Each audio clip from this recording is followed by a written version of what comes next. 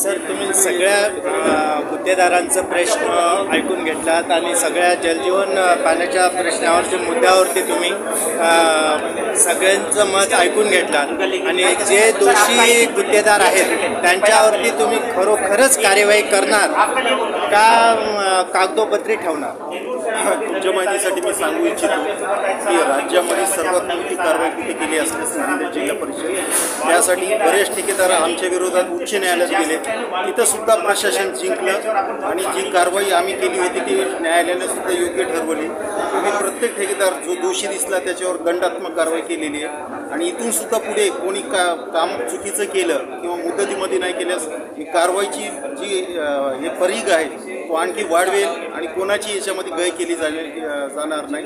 आणि सर्वात महत्त्वाचं म्हणजे गुणवत्तापूर्वक कामं केली जातील आणि महत्त्वाचं म्हणजे प्रत्येक कुटुंबाच्या दारापर्यंत पाणी पोहोचलं पाहिजे. याची दक्षता प्रशासन घेत आहे आणि ते पुढे सुद्धा घेतलं जाईल. एक जनता दरबार भरण्यात आला होता, प्रत्येक कर्मचाऱ्यांना एक सूचना देण्यात आल्या होत्या, तरी सुद्धा आज प्रत्येक अधिकारी त्या सूचनेचं पालन करत नाही. याच्यावर आपण कारवाई करण्यासाठी सांगण्यात आलं, त्याच्यावर कारवाई करणार आहोत का?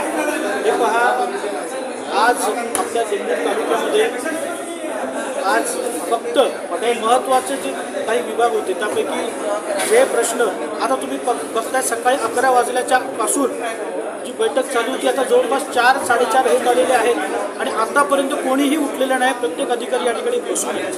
मला सांगायचं काय की आज आपण जे विशेष करून जे आज विभाग घेतलेले आहेत त्यामध्ये आज खास करून तहसील, पंचायत समिती आणि कृषी आणि खास करून जे सर्व गावामध्ये तक्रारी ज्या मला सर्वात जास्त प्राप्त झाल्या होत्या जे पाणी पुरवठा विभागाच्या होत्या आणि त्यासाठी executive engineer Amol Patil sir सुद्धा या ठिकाणी आलेले आहेत आणि सर्वच DY ओजरा सर पण आहेत आणि संबंधित सर्व गुत्तेदार या ठिकाणी आलेले आहेत. जे नाही गेले त्यांच्यावर सुद्धा दंडात्मक या ठिकाणी कारवाई करण्यात आलेली आहे. मी एवढेच डिपार्टमेंट का बोलवले कारण मी बघितलं ज्यावेळेस जनता दरबार घेण्यात आला तर त्याचाच हा एक भाग आहे. पण त्यावेळेस काय झालं, सगळे डिपार्टमेंट आले, सगळ्या डिपार्टमेंटचे सगळ्याच गावचे एकत्र प्रश्न आले की गोंधळ होतो.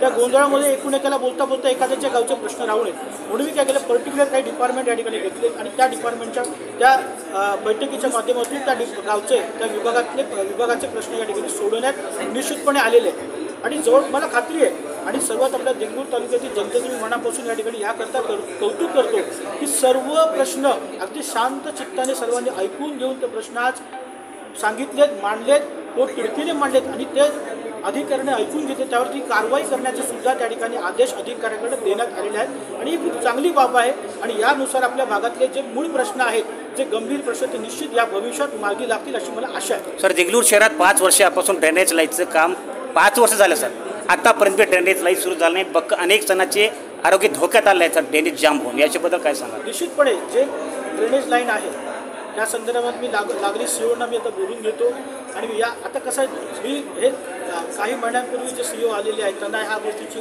जाणीवती आल्यानंतर त्यांना आचारसंहितेला सामोरं जावं लागलं. बैठक घेतली होती आणि लगेच आपल्या शहरातले जे कोणते प्रश्न आहेत मागे सुद्धा मी त्यांच्याकडे आधीच्या CEOकडे बैठक घेतली होती परंतु त्यांची काही कारणाने बदली झाली, दुसरे CEO आले. निश्चितच आता हे नागरिकांची बैठक घेऊन ड्रेनेजचा जो प्रश्न आहे त्याचा पावसाळ्यात जो गंभीर होऊ नये, अतिवृष्टी झाली की ते पाणी बाहेर येतं, रोगराई पसरतेचा प्रबंध हे मी करण्याचे आदेश ऑलरेडी दिलेले आहेत. मी समस्त सर्व बैठकी त्या CEOना सांगून त्यांचे प्रश्न मार्गी लावणार आहेत आणि जे काही वरच्या लेवलचे प्रश्न आहेत ते सुद्धा मी या ठिकाणी मार्गी लावण्याचं मी सांगतो. शेवटचे प्रश्न सर, देगलूर शहरामध्ये ग्रामीण भागातील लोकांना घरकुलासाठी योजना करण्यात आली होती. वाळू डिपो तयार करण्यात आले होते, तरी ते वाळू डिपो ठेकेदार आहेत आपले मनमानी कारभार करतात आणि रात्रीच्या वेळेला सुद्धा ऐका सर, त्यांच्यावर आज एवढा तिथं साठा जाऊन आपण पहा. मी जिल्हाधिकारी साहेबांना तेच प्रश्न केलं, त्यांच्यावर त्या ठेकेदारावर आपण काय कारवाई करणार आहे? क्षमतेपेक्षा जास्त वाढव. निश्चितपणे माझ्यासारखं आक्रमक पाऊल त्यामध्ये कोणी उचललं नाही आणि मी सांगतो तुम्हाला मी काय केलं. मी आचारसंहिता असताना सुद्धा कलेक्टर साहेबांच्या 2-3दा देगलूरला बैठका झाल्या या संदर्भात. मी कलेक्टर वारंवार कळवण्यात येत होतो, तरीही मी म्हटलं साहेब तुमच्या येण्यानंतर जरी काही प्रमाणात कमी झालं पण जे काही प्रमाणात जर चालू असेल अनागोंदी कारभार तर त्या संदर्भात मी विधान भवनात त्याबद्दल ॲक्शन घेईन, लगेच त्याबद्दल मी आवाज उठवेन हे सुद्धा मी त्याच्यात नमूद केले आणि त्याच्याबद्दल मी प्रश्न सुद्धा आता मांडलेला आहे. देगलूरचे अधिकारी सर त्यांचं कर्तव्य असते परंतु पोलीस निरीक्षक सुद्धा कर्तव्य करून आज ठाण्यामध्ये गाड्या लावत आहेत सर, यांचं कर्तव्य ते पार पडत आहे. जे कोणते याच्यामध्ये अधिकारी संगनमत करून आहे, मी सगळ्यांचंच नाव त्याच्यामध्ये घेणार आहे. मला एकही अधिकारी त्याच्यात मिळून नको आहे. त्यांनी सक्तीने जे कोणतं बेकायदेशीरित्या रेतीचं वाहतूक या ठिकाणी चालू आहे आणि माझे खास करून आग्रह आहे सर, केवळ आणि केवळ घरकुलचे जे लाभधारक आहेत त्यांना प्राथमिकरित्या त्यांना प्रथमतः वाळू त्यांच्या पावती दिल्या त्यांना देण्यात यावीत आणि जर कुठे करत नसेल मी अनेक जणांना तसं मिळून दिलेलं आहे. डायरेक्ट कलेक्टर साहेबांशी बोलून या ठिकाणी असा कारभार चालू आहे सांगून डायरेक्ट काही जणांना मी मिळवून दिले. परंतु आचारसंहितेचं काही बंधन त्या ठिकाणी होतं, नाहीतर मी स्वतः जाऊन त्या ठिकाणी स्वतः हे सगळं मी मॅनेजमेंट करणार होते की हे चुकीचं चाललं आहे म्हणून.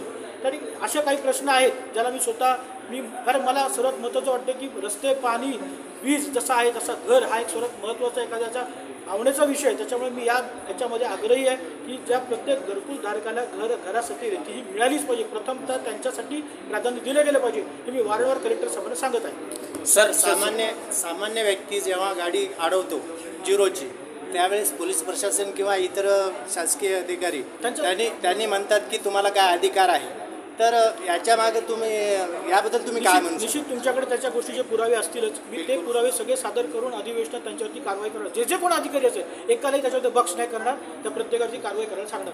मी अधिवेशनात ह्याच्याबद्दल आवाज उठवणार आहे.